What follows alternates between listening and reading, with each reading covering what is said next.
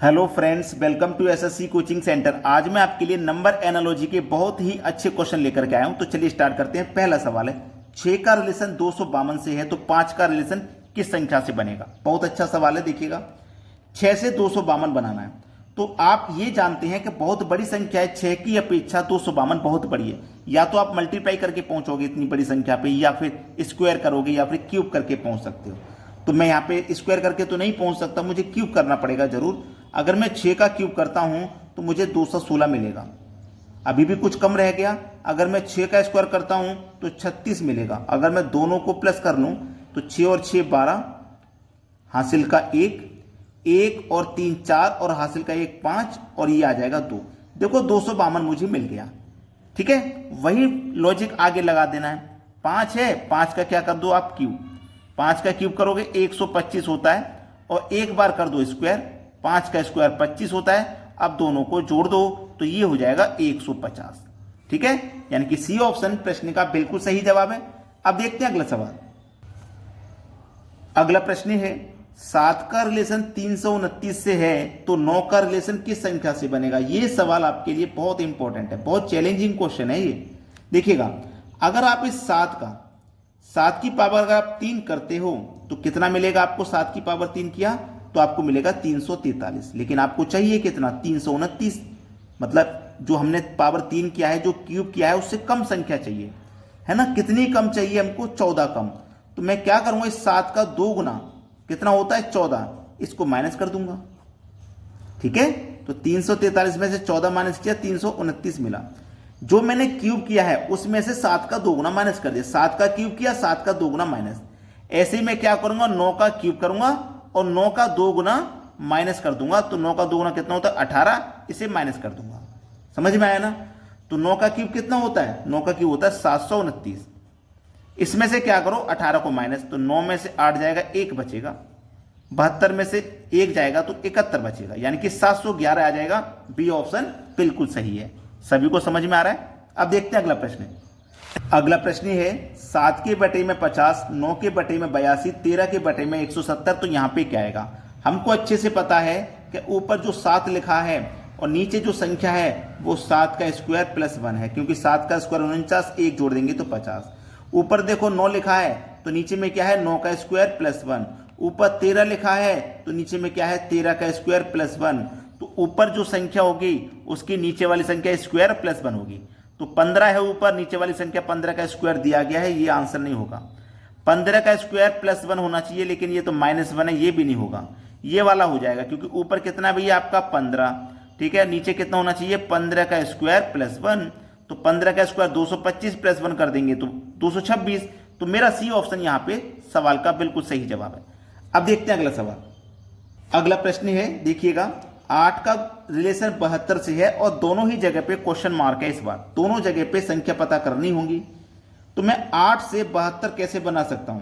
अगर इस 8 का मल्टीप्लाई में 9 से करता हूं तो 72 मिल जाएगा, इतना तो कन्फर्म है। तो जो मेरे पास पहली संख्या है ना, उसका मैं अगली संख्या से मल्टीप्लाई करूंगा तो मुझे 72 मिल गया। तो मेरे पास जैसे पहली संख्या 11 है, इसका मैं क्या करूं, अगली संख्या से मल्टीप्लाई कर दूं। जैसे 8 का मल्टीप्लाई अगली संख्या से किया, ऐसे ही 11 का मल्टीप्लाई अगली संख्या 12 से कर दूं। तो 11 का मल्टीप्लाई 12 से करूंगा तो मुझे 132 मिलेगा। और देखो मेरे पास 132 ही दिया गया है, तो पहला ऑप्शन सही जवाब। बात समझ में आ गई। अब देखते हैं अगला सवाल। अगला प्रश्न है, 72 108 दोनों जगह क्वेश्चन मार्क। अब इस बार ऐसा नहीं होगा कि मैं यहां पे मल्टीप्लाई करके ये संख्या बना दूं, जरूर कोई दूसरा लॉजिक मुझे देखना होगा। और वो दूसरा लॉजिक क्या है, देखिएगा, मैं इनके क्या करूंगा, अलग अलग फैक्टर करूंगा, वैसे ही अलग अलग फैक्टर यहां पे लगेंगे। तो मैं देखिए इस 72 को क्या लिख सकता हूं, 12 गुने 6, 12 6 72 होता है, और 12 निम्मा 108 होता है। यानी कि 12 का मल्टीप्लाई यहां 6 से हुआ, 12 का ही 9 से हुआ। तो यहां पे दोनों जगह सेम संख्या से मल्टीप्लाई होगा, दोनों जगह। जैसे यहां 12 से हुआ, यहां भी 12 से, यहां 6 से हुआ, यहां 9 से, बिल्कुल सेम ऐसे होना है। ठीक है, तो यहां पे कोई संख्या ऐसी नहीं है कि इन दोनों से मल्टीप्लाई करते सेम। ठीक है, अब यहां पे अगर मैं देखूं तो मुझे 84 और 126 नजर आ रहा है। वो कैसे नजर आ रहा है, देखिएगा, अगर मैं 14 का मल्टीप्लाई 6 से करता हूं तो 14 6 कितना हो जाएगा, 84। यानी कि 84 के मैंने फैक्टर किए, 14 6 84, और ये क्या है, 126। अगर मैं 14 का मल्टीप्लाई 9 से करता हूं तो कितना होता है, 126 होता है। कितना होता है भैया, 126। तो मेरा सी ऑप्शन हो जाएगा कि नहीं हो जाएगा सही जवाब। तो इस तरीके से सोचना है। देखो दोनों जगह 12-12 था, यहां भी दोनों जगह 14-14 है। यहां 6 से मल्टीप्लाई हुआ, यहां भी 6 से हुआ, यहां दूसरी में 9 से हुआ तो यहां भी 9 से हुआ। सेम लॉजिक बनाना होता है। अब देखेंगे अगला सवाल। अगला सवाल है 35 का रिलेशन आपका 66 से है तो 29 का रिलेशन किस संख्या से बनेगा। अब यहां पे इतना सरल सवाल एग्जामिनर ने क्यों दिया ये मुझे नहीं पता, क्योंकि बच्चों की खासियत है कि सरल सवाल को ही नहीं कर पाते और जो कठिन होता है उसमें ही दिमाग लगाते हैं। तो आपने क्या काम किया है यहाँ पे कि 35 से आपको 66 पे पहुंचना है, तो 35 में आप क्या करोगे, 31 को प्लस करोगे और 66 पे पहुंच जाओगे। जब यहां पे 31 प्लस किया तो यहां पे भी आपको 31 ही प्लस करना है। यहां पे भी 31 प्लस करोगे तो 29 में 31 प्लस करोगे, कितना आ जाएगा भैया 60, जो कि आपके सी ऑप्शन में दिया गया। ये बिल्कुल सही जवाब है। सभी को समझ में आ गया। अब देखेंगे अगला सवाल। अगला प्रश्न है, पहले देखो 14 दिया गया, फिर 98, फिर 18, फिर 162, 26 क्वेश्चन मार्क। ये थोड़ा बड़ा लेवल का सवाल है। अब मुझे एक चीज पता है कि 14 से 98 पे मुझे रिलेशन बनाना है। 14 से 98 पे तो मुझे इतना जरूर पता है कि अगर मैं 14 का स्क्वायर करता हूं तो 196 होता है, और इसे अगर मैं 2 से डिवाइड करूंगा तो मेरे पास 98 मिलेगा।